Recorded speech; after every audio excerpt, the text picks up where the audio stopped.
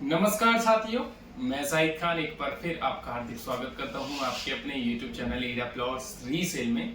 एक बार मैं फिर हाजिर हूं एक नई वीडियो के साथ, जो कि कुछ टॉपिक्स को लेकर होने वाली, यानी कि कुछ कमेंट्स हमारे भी जो व्यूअर्स हैं वो करते हैं और कुछ ऐसे कॉल भी आती है कि सर ऐसा स्कीम में हम ऐसा कर सकते हैं या नहीं कर सकते, तो उसको सॉल्व इस वीडियो में हम करेंगे। तो बने रहिए आप हमारे साथ। हम सारी बातें जो हमारे आपकी जो सारी क्वेरी होती है उनको हम इस वीडियो में कवर करेंगे।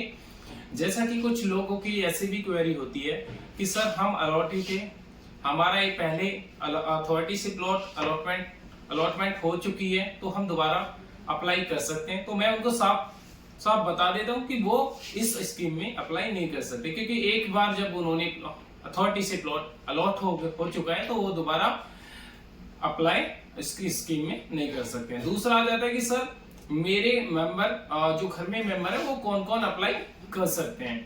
तो पहला तो एक कंसर्न हो गया कि जिसके अलॉटमेंट ऑलरेडी हो चुका है वो नहीं अप्लाई कर सकता इस स्कीम में। दूसरा आ जाता है कि अगर मेरे घर में मेंबर 4 से 5 है तो वो अप्लाई कर सकते हैं या नहीं।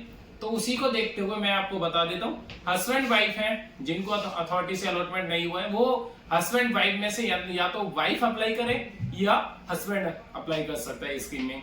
दूसरा आ जाता है या अदरवाइज उनके बच्चे हैं, जैसे मान लीजिए अगर 18 प्लस उनके बच्चे हैं, जैसे लड़का है लड़की, तो वो अप्लाई कर सकते हैं। यानी कि अगर इंडियन का सिटीजन होना जरूरी है, यानी कि इंडिया का सिटीजनशिप उसके पास हो।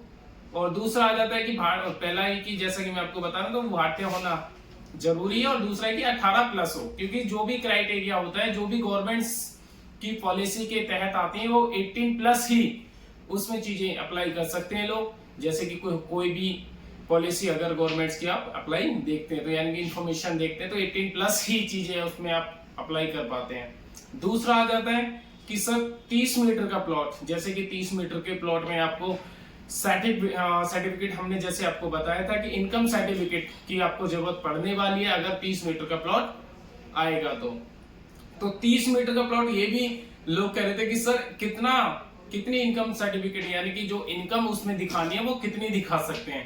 तो जैसा कि आपको मैं बता दूं, वो चीजें तो तभी क्लियर हो पाएंगी क्योंकि जब अथॉरिटी अपना नोटिफिकेशन जारी करती है अपनी वेबसाइट पे, तो उसी के बाद वो एक नोटिफिकेशन सारी चीजें डिटेल्स अपने वेबसाइट पे डालती है, तो उसी से आपको सारी चीजें क्लियर हो पाएंगी। वैसे ही जो चीजें आती हैं तो हम आपको अपडेट इसके बारे में दे देंगे। दूसरा आ जाता है कि सर अगर हमारे किसी बिल्डर, जैसे कि वहां पास में गौर आपने सुना होगा, गौर एक बिल्डर है जहां से उनको प्लॉट अलॉट हुए हैं लोगों को, तो वो भी उनका एक कंसर्न है कि सर अगर हमको जो प्राइवेट बिल्डर है उससे प्लॉट अलॉट हुआ है तो हम अथॉरिटी में अप्लाई कर सकते हैं। तो उनको भी मैं बता देता हूं कि वो अथॉरिटी में अप्लाई कर सकते हैं, क्योंकि बिल्डर और अथॉरिटी का दोनों का ही अलग अलग है।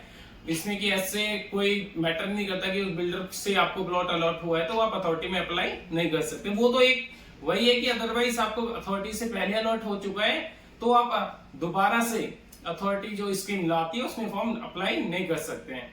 और दूसरा कंसर्न ये भी है कि चीजें जो पेमेंट को लेकर इशू हो जाता है कि सर पेमेंट कितनी देनी होती है स्टार्टिंग में, या कैसे क्या प्रोसेस रहता है। पहले तो मैं आपको बता दूं, जो भी आप प्लॉट सिलेक्ट करते हैं उसका अमाउंट जो आपको कैलकुलेट करना है वो 25,900 के आसपास सर्कल रेट है आपका, और उसी को आप कैलकुलेट करके जो भी वैल्यू आती है उसका 10% आपको जमा करना होता है जिस टाइम आप एप्लीकेशन फॉर्म भरते हैं। और अगर बात करें कि एप्लीकेशन फॉर्म आप कैसे भर सकते हैं, क्या प्रक्रिया होती है, तो आप हमारे चैनल को सब्सक्राइब कर सकते हैं। जैसे ही स्कीम का नोटिफिकेशन जारी करती है अथॉरिटी, तो वैसे ही हम एक वीडियो अपने यूट्यूब चैनल पर अपलोड कर देंगे जिससे कि आपको इस बारे में जानकारी मिल जाएगी। तो फिर भी अगर कोई भी आपकी कोई क्वेरी होती है तो प्लीज आप लाइक शेयर करके हमारे चैनल को सब्सक्राइब कर सकते हैं और हमारे दिए हुए नंबर पर आप हमसे संपर्क कर सकते हैं। तो तब तक के लिए धन्यवाद, मिलते हैं एक नेक्स्ट वीडियो में। तो थैंक यू सो मच।